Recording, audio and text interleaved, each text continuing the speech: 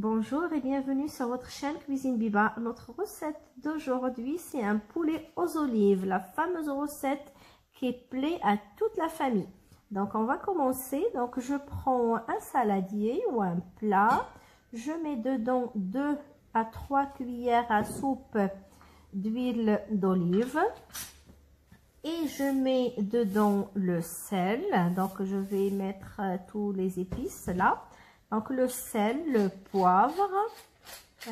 Voilà, vous dosez à peu près une demi-cuillère à café, c'est jamais. Sinon, c'est quelques tours de moulin.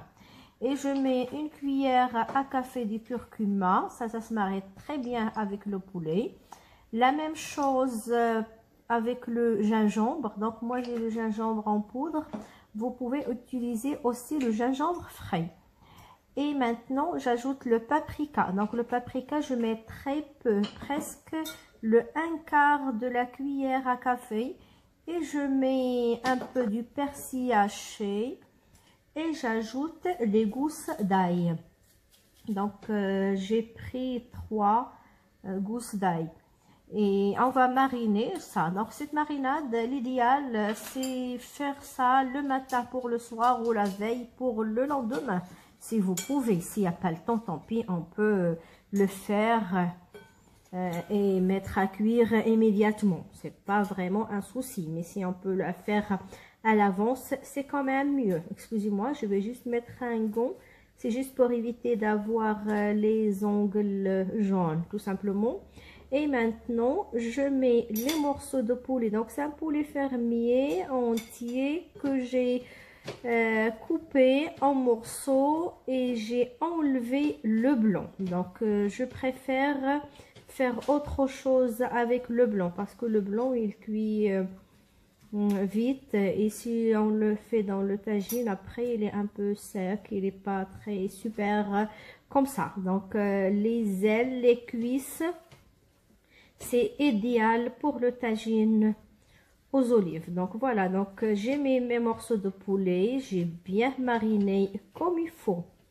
Voilà, et maintenant je prends le plat, le tagine. Si vous n'avez pas le tagine, le plat, vous pouvez utiliser une sauteuse, ça fera l'affaire aussi. Donc je dispose les morceaux de poulet marinés tout simplement et je les fais revenir. Donc on fait revenir pendant quelques minutes, 2-3 minutes, ça sera suffisant. Et j'ajoute un oignon haché, je fais revenir encore un peu, voilà, donc juste. Et maintenant j'ajoute de l'eau chaude, surtout si vous utilisez le tagine, parce qu'avec l'eau froide ça casse. Et voilà, et même si c'est une sauteuse, l'eau chaude c'est mieux pour ne pas couper la cuisson.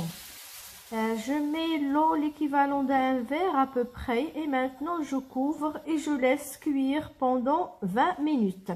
Après les 20 premières minutes, j'ajoute les carottes. Donc j'ai mis des carottes coupées en petits morceaux tout simplement. Donc, je mets les carottes. Les carottes, c'est au choix, c'est vous qui voyez. Moi, j'aime quand il y a pas mal de légumes. Donc, je mets les carottes aussi. Et après 10 minutes, je vais ajouter les pommes de terre. Donc, on positionne les pommes de terre aussi. Donc, les pommes de terre, ça cuit plus vite. Donc, c'est pour ça que j'ai mis les carottes d'abord. Et 10 minutes après, j'ai mis les pommes de terre et maintenant j'ajoute les olives. Ça c'est mes olives que j'ai faites moi-même. Et voilà, je couvre et je laisse cuire jusqu'à 30 minutes. Et voilà, en tout ça a mis 1h15. Et c'est super et je vous dis à très bientôt dans une autre vidéo et au revoir.